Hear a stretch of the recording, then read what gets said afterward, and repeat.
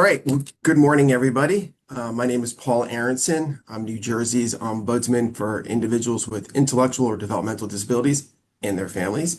It's great to be here with all of you. It's great that so many of you are here with us again. We're really excited about this initiative and really are excited about its potential. And I'll get more into that in a second. This is I think, our third gathering in the context of putting together what we call a community blueprint for safe, high-quality licensed residences. As many of you will recall, this is an initiative that sort of was born out of the Hidden at Home series that was done by the USA Today network, the investigative news series that ran in May, and I think a couple of stories subsequently. That really put a spotlight on some of the problems that we're having in New Jersey's system of care for people with intellectual developmental disabilities, specifically abuse and neglect in our adult group home system. The articles were compelling, important, difficult to read. If you haven't seen them, though, I definitely would encourage you to take a look, and we can make them available. But it was after reading them that our three organizations, our office, the New Jersey Council on Developmental Disabilities, and the Regional Family Support Planning Council came together and said, what are we going to do? How can we take this conversation forward? What should be the next step? And we decided we wanted to do something sort of holistically, like bring, if you will, the whole community together. And so we started to have these meetings.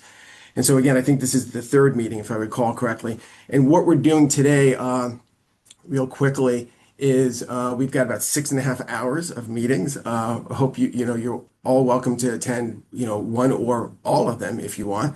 And what we're doing today is we're sort of drilling down. We put together a sort of a blueprint, sort of a 2-page sort of list, if you will, that focuses on some of the key people involved, the key actors, if you will, state government, provider agencies, frontline staff, and of course, families and guardians. And what we're doing is we're taking a look at each one, the roles and responsibilities of each, and what needs to change. And so what we've done based on our previous conversations is we've put together these sort of bullet points that we've made available already, and we'll make available during each of the sessions today, just to get the conversation going. And what we're going to do is record today's session. We're going to get all the input we can, and then any input you want to give us afterwards, you can submit. And then what we're going to do is put pen to paper and try to create draft a document, if you will, a report that can go to not only go to the next governor, next administration, as a primer, if you will, of some of the issues that need to be addressed and how to address them, but also to be used by all of us within the advocacy community, sort of as our own blueprint for going forward. So when we put together that draft, in the coming weeks, we're going to then circulate that draft back to all of you for some final comments, and then we'll put it in final form and share it. So that's what we're doing. Why we're doing it, again, looking back at that series of articles, the Hidden at Home series, looking at the work that we do in our office, and a lot of the issues with which we work with many of you, we need to get this right. We need to make, living in group homes safer, better. We need to do everything we can to sort of raise the level of expectations, raise sort of just make it a safer place, and for once and all, put an end to the abuse and neglect that happens. As many of you know, our office is focused daily on abuse and neglect allegations and concerns that are brought to us by individuals and families. We work through them with our colleagues in state government and organizations like the Council and the Family Support Planning Council. We need to get this right. We've, in our reports and in our conversations, we've outlined what we think in the Ombudsman's office is the way forward. We've, looking at workforce issues, looking at better use of technology, including video cameras, looking at, enhancing accountability of provider agencies, and, looking to fix what we think is a broken investigations process. And we've outlined our concerns, but today, again, and this whole effort is to bring the community together to gather everyone's thoughts in a more holistic way.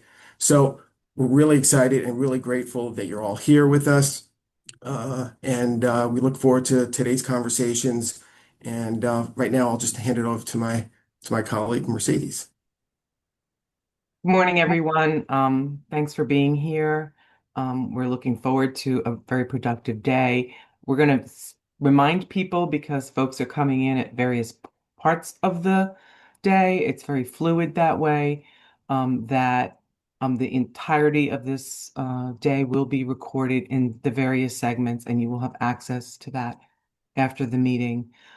Again, the way we have the meeting set up is really for your um, being able to view this in a safe way, but we want your participation throughout the day. So please make sure you use that raise hand or put your name in the chat.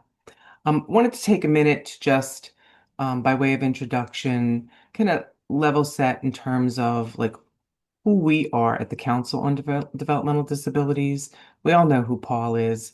We all know his role. We all have utilized Paul, including myself, in many, many ways in helping navigate the system. But the Council on Developmental Disabilities is structured differently. We are a federally authorized entity.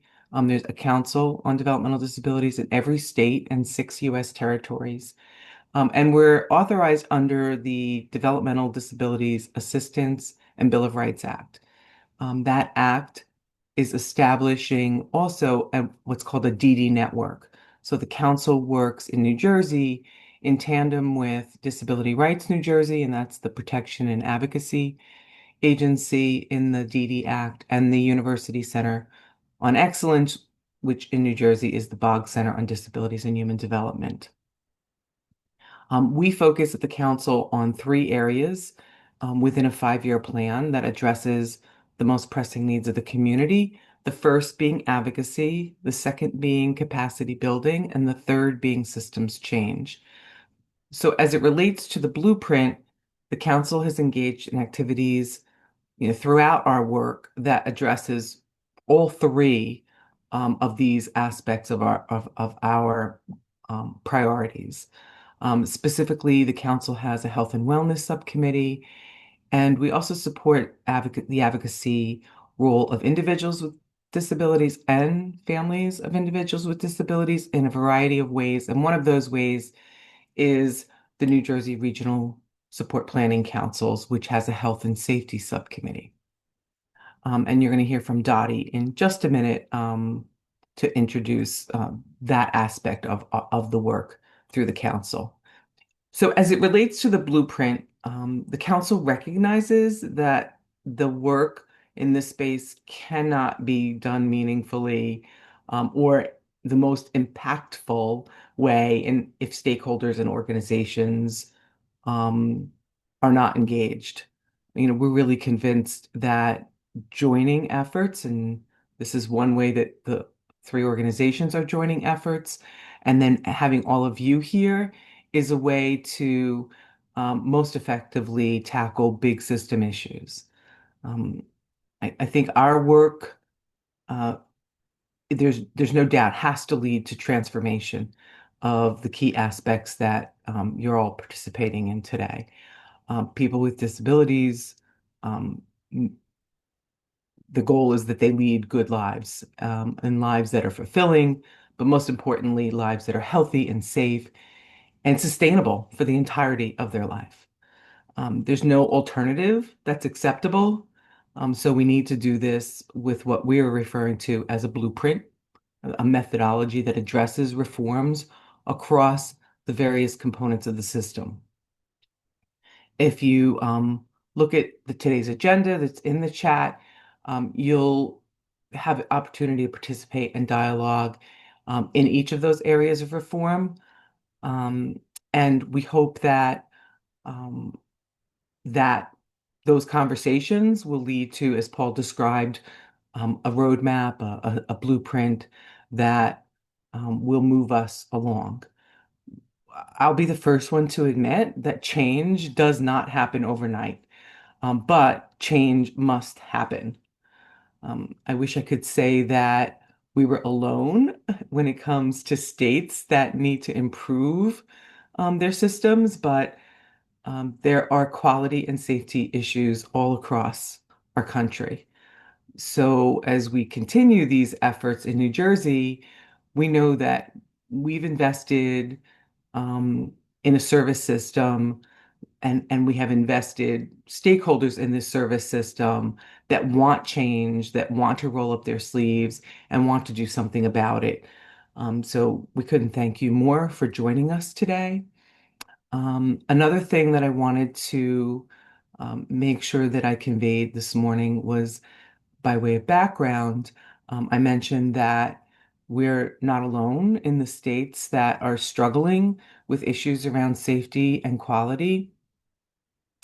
And there's one piece of, I'll call it more current data and a report, and it's from January of 2018, so it may not seem too recent, but as reports go, it's one of the more recent ones where the Department of Health and Human Services, the Office of the Inspector General, the Administration for Community Living, and the Office of Civil Rights um, came together and issued a report that found that health and safety policies and procedures are not being followed across states and the states that they studied.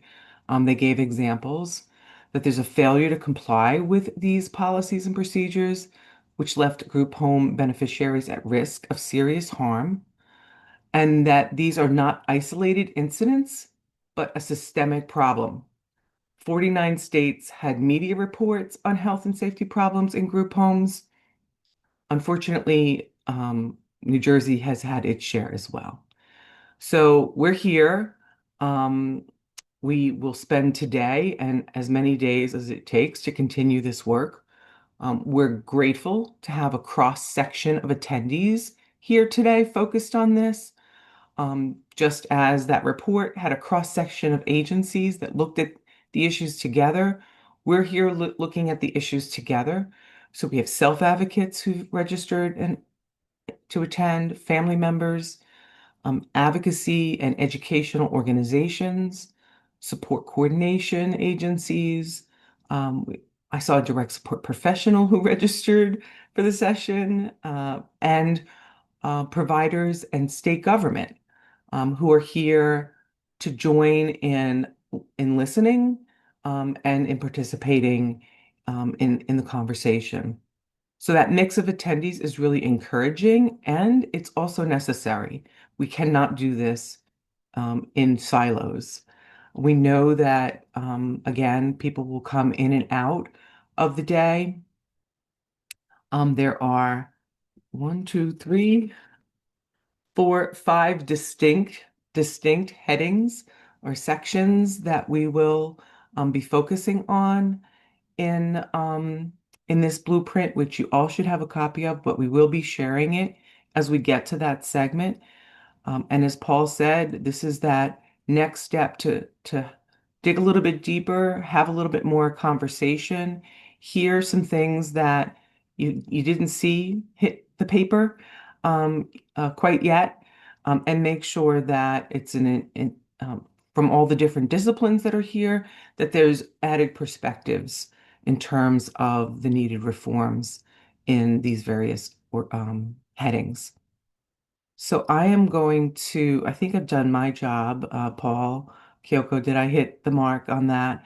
I'm going to turn to Dottie Blakesley, who's the chair of the New Jersey Regional Family Support Planning Council, to say a few words. Thanks, Mercedes. Um, the Regional Family Support Planning Council was created by an act of the state legislature. We're set up as 10 different regions, and each region has a monthly meeting. We also hold events, outreach, um, uh, uh, episodes. Sorry, I'm losing. We try to reach out to families, and to share information and to get feedback from families. That's why I'm very excited about this event, I had an opportunity to read over some of the comments that have already been submitted, and they are incredibly um, personal. They're valuable. They are things that are very clear in what is wrong and what needs to happen. So I thank you for joining us. I hope the rest of the day um, is it carries on that voice that I truly believe that the ability to come together and um, talk and move forward is the way we're going to be able to change the system. Um, if you see a friend on the participant list, you can message them directly. I think that's an important thing to do to build connections. So feel free to use the chat. Um, I'm going to turn this back to Paul. And before we go back to Paul, can I join you, Paul, for 1 second here? We're going to take 5 minute breaks between the segments. That's not a lot of time, but I mean, we encourage you to get up and stretch, otherwise you won't make it to the end. I know we won't make it to the end. So we're going to take 5 minute breaks in between. And if you leave at any point, just rejoin with the same link. It's the same link throughout the entirety of the day. And Paul, you're probably going to say that, but I need to get it out. Okay. There you No, I go. don't need to. Thank you. So should we start right in? I know it's a couple minutes before 9:30. Did you want to start the state government series? What do you think? Maybe this is our first 5 minute stretch. Get your coffee. 4 minutes. 4 minutes left. Don't go too far. Because I do see people still coming in, Paul. They're still getting Okay, good. Yeah, so in. we'll start at 9:30 in the state government section. Okay. Okay.